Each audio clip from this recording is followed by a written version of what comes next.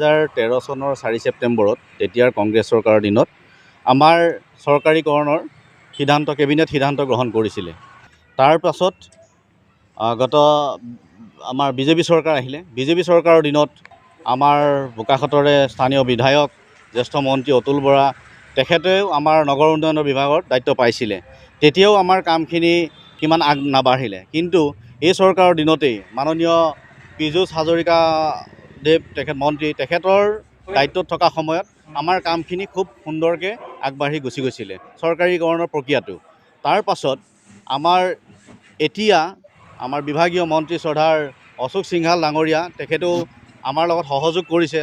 আমাৰ মুখ্যমন্ত্ৰী ডাঙৰীয়াও আমাৰ বস্তুটো চাই আছে, কিন্তু আমাৰ কথা হৈছে কিমান দিন আমি আৰু বাট চাম। যি চৰকাৰী প্ৰচেছৰ কামখিনি কৰিলে শেষত গৈ আমাৰ ক'তনো লাগি ধৰিলে সেই কথাটোকে আমি বুজিব পৰা নাই। আজি 2009 চনত গভৰ্ণমেণ্টে আমাক ডিভলিউশ্যন ফাণ্ডৰ নামত কৰ্মচাৰীসকলক এটা ৰেভিনিউ গেপৰ ফাণ্ড দিছিলে। তাৰ পৰা আমি কেতিয়াবা ফাণ্ডটো পাওঁ, কেতিয়াবা নাপাওঁ। এতিয়া আমাৰ সেই ফাণ্ডটো আজি যোৱা 6 মাহেও আমি পোৱা নাই, কিন্তু আমাৰ দৰমহা পাবলগীয়া আছে 28 মাহ। সেইকাৰণে আজিৰ ডেটত আমাৰ মানুহখিনি পানীত হাঁহ নচৰা অৱস্থা হৈছে। আমাৰ সৰ্বমুঠ আমাৰ বোকাখাত পৌৰসভাত 27জন কৰ্মচাৰী আছোঁ, 30জন কৰ্মচাৰী ধৰি আমি আজি 28 মাহ দৰমহা পোৱা নাই। আমাৰ অৱস্থা খুব বেয়া হৈ গৈছে। সেইকাৰণে আমি মাননীয় মুখ্যমন্ত্ৰী মহোদয় লগতে আমাৰ বিভাগীয় মন্ত্ৰী মহোদয়ক আমি অনুৰোধ জনাম, আমাৰ যিখিনি থাকি গৈছে কাম সেইখিনি খুব সোনকালে অন্ততঃ 15 দিনৰ ভিতৰত আমাৰ কামখিনি শেষ কৰি প্ৰতি মাহৰ অন্তত আমি দৰমহাকেইটা পোৱাৰ ব্যৱস্থা কৰোঁ।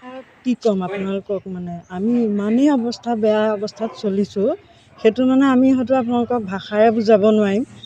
আমি বিনা বেতনে অফিচলৈ আহিছোঁ গৈছোঁ, এনেকুৱা হৈছে।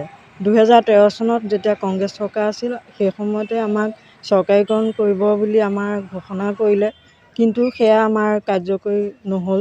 তাৰপিছত আকৌ আমাৰ বিজেপি চৰকাৰৰ দিনত যোৱা 2020 চনতো আমাক চৰকাৰীকৰণৰ ঘোষণা কৰিলে, মিউনিচিপেল এমেণ্ডমেণ্ট এক্টো ওলাল, কিন্তু আমি আজি পৰ্যন্ত দৰমহা পোৱা নাই। আমি ইমানেই বেয়া অৱস্থাত চলি আছোঁ যে সেইটো ভাষাৰে বুজাব নোৱাৰি। আমাৰ যিখিনি কৰ কাটল সংগ্ৰহ হয় সেই কৰ কাটলেৰে আমি কৰ্মচাৰীয়ে দৰমহা কোনোমতে ল'ব নোৱাৰোঁ। অফিচটো চলাবলৈ কেইজনমান আমাৰ চাফাই কৰ্মচাৰী কৰ কাটলৰ পৰা দৰমহা দি চলাই আছে, তেওঁলোকক এটা মিনিমাম দৰমহা দিয়ে। দ্বিতীয়তে আমাৰ যিসকল ৱাৰ্ড কমিশ্যনাৰ আছে তেখেতসকলৰ এটা অনায়াম দিব লাগে, সেইকেইটা পইচা, বাকী তেল আদি এইখিনি পইচাহে আমাৰ টেক্সৰ পৰা দিব পাৰে।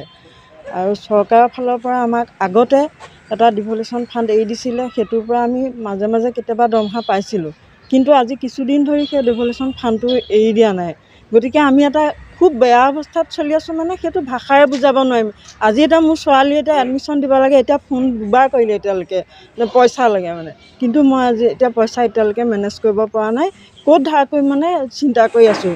ইমানেই ধাৰ ঋণত আমি চলিছোঁ সেইটো হয়তো আমি বুজাবলৈ অসুবিধা এনেকুৱা অৱস্থাত হৈছে। সহযোগটো আমাৰ থাকিবই। আমাৰ কেন্দ্ৰীয় সমিতিয়ে এটা কাৰ্যসূচী গ্ৰহণ কৰিছে, আমি বোকাখাতে সেইটো সহযোগ কৰিম।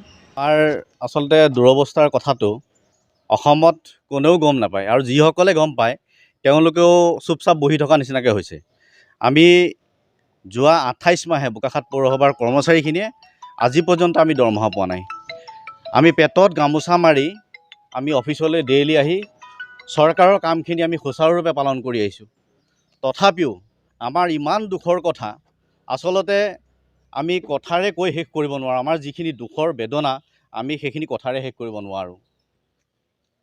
আমাৰ কেন্দ্ৰীয় সমিতিৰ সিদ্ধান্ত মৰ্মে যোৱাকালি গুৱাহাটীত আমাৰ এখন মিটিং হৈ গৈছে। আমি অহা 17 তাৰিখৰ পৰা সদৌ অসমজুৰি আমি এলানি আন্দোলনৰ কাৰ্যসূচী ল'বলৈ আমি বাধ্য হৈছোঁ। চৰকাৰৰ দিনত আজি 20 মাহৰ আগতেই আমাৰ চৰকাৰীকৰণৰ সিদ্ধান্ত গ্ৰহণ কৰিলে। প্ৰথম পৰ্যায়ত 1653জন কৰ্মচাৰীক চৰকাৰীকৰণ কৰা হ'ল বুলি চৰকাৰে ঢাক ঢোল বজাই দিলে।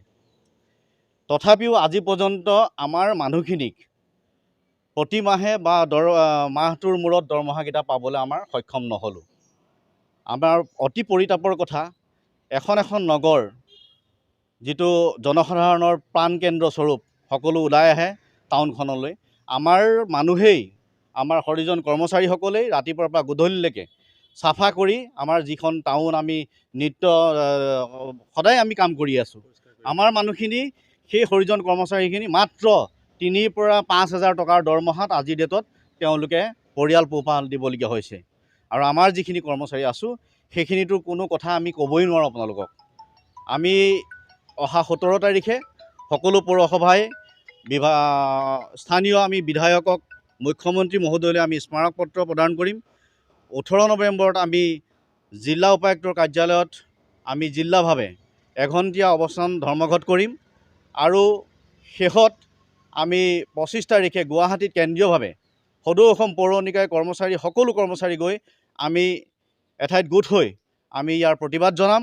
আৰু তাৰ পাছতো যদি আমাক চৰকাৰে আমাৰ ফালে চকু মেলি নাচায়, তাৰপিছত আমি আমাৰ সিদ্ধান্ত, আমি কাৰ্যালয় তলাবন্ধ কাৰ্যসূচী ল'বলৈ আমি বাধ্য থাকিম।